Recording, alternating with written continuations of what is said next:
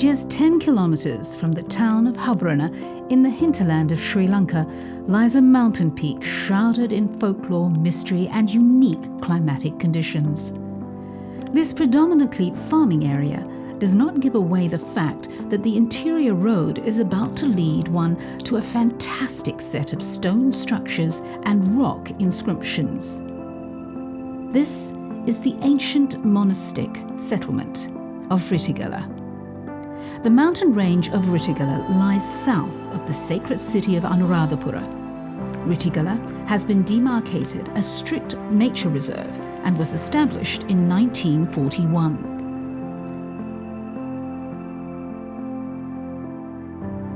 Ritigala's elevation of 766 meters above sea level means that it is home to a unique ecosystem in Sri Lanka's dry zone evergreen forests. Though the climate at the foot of the mountain is typically dry zone, as the elevation changes, there is also intermediate climatic conditions experienced. Furthermore, as you start arriving at the summit, the temperature becomes noticeably cooler and the jungle changes to a wet zone profile.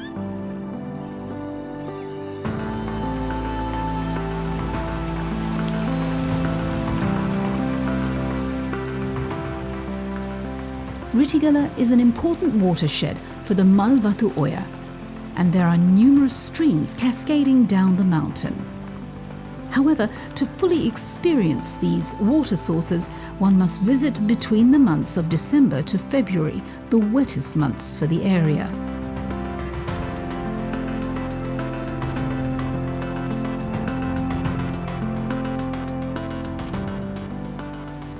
This unique micro-ecosystem has also led to many theories and folklore.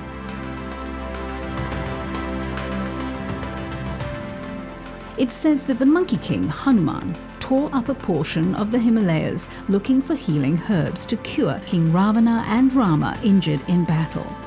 He then dropped a couple of pieces of the mountain in Sri Lanka. There are two areas in Sri Lanka which exhibit curious microclimates, completely contrasting to the immediate surroundings. The first is Rumasala in Gaul, and the second is Ritigala.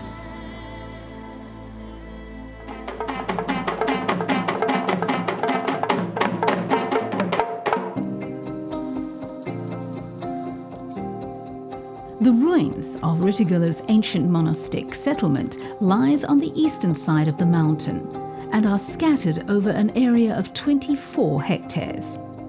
To visit the area open to the public, one must ascend the mountain a distance of around 1,500 meters. An amazing set of stone bridges, platforms, courtyards, pavements, ponds, and monks' living quarters can be viewed.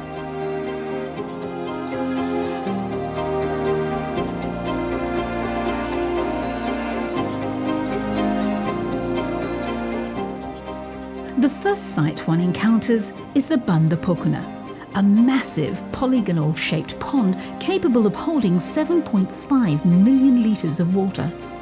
The pond was made for the purpose of bathing, drinking, cooling and for aesthetic reasons. The stone slabs, beautifully sculptured into a flight of steps, was done to give easy access for users as the water level receded during the dry period.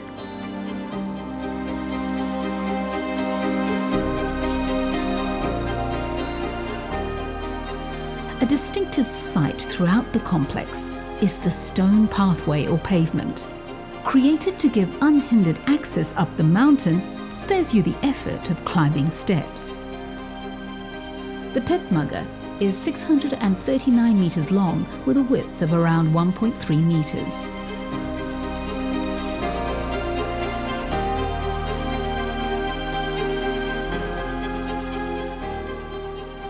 After moving past the first stone bridge, you come to the first Gimanhala. These circular areas were designated rest stops. There are 3 of these Gimanhalas, or areas to relax. The middle section would have been filled with a few centimeters of water, a place to wash and cool off one's tired feet.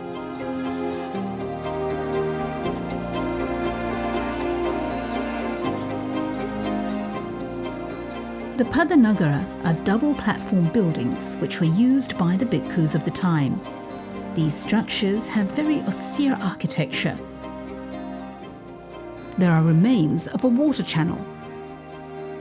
The elevated area would have acted to cool the structure along with the effect of the water. There is evidence that many bhikkhus who engaged in meditation used these premises. These structures would have originally had walls and a roof. One of the buildings has a walkway which would have been used for the purpose of walking meditation. Almost 29 meters long, it has 2 stone slab markers on either side for the purpose of concentrating one's mind while meditating. The stone used in the construction of the foundations and pillars had been sourced from the surrounding jungle. One can see large boulders where there are indents where the stone has been carved out. Others with marks where attempts were made to split the rock. While the monks at Ritigala lived in extremely simple surroundings, the only decorative embellishments can be seen on the urinals. A clear message that resonates even today and reflects their disassociation with material trappings. There are around 78 caves spread out over the area with drip ledges. In addition, monks' abodes are visible throughout the terrain of the mountainside. Today, the only section visible are the granite bases and foundations, of which some are perched delicately on the hillside along with stone beds. The Jantagara area is a section of buildings which would have functioned as a location for attending to the hygiene of the bhikkhus. There are remains of grinding stones and hot stone baths which would have been used to attend to the needs of the monks. Bathing with medicinal decoctions and herbal ointments, hot water baths and massages would have been administered in this area.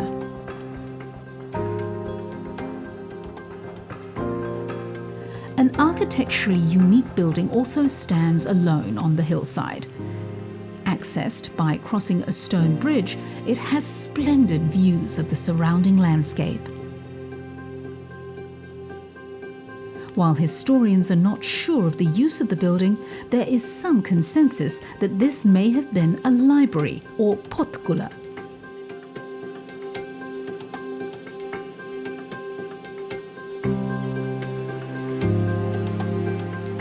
There is much to be seen and discovered in the mountains of Ritigala.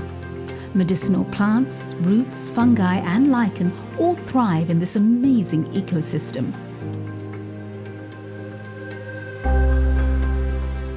From diverse flora and fauna which are unique to this region to many stone ruins and monks' chambers scattered over a vast area. A clear water spring which never runs dry is also among the wonderful assets of this mountain monastic settlement. There is also a man-made waterfall created by an arrangement of boulders. The true beauty of this waterfall can only be experienced during the rainy season. This would have been a rich and productive center of Buddhist learning and dissemination of the Dhamma during the zenith of its use. Moreover, the traditional Buddhist iconography of bo trees and stupas are conspicuous by their absence. The Buddhist ascetic monks devoted themselves in searching for enlightenment, while abstaining from all trappings of modern life.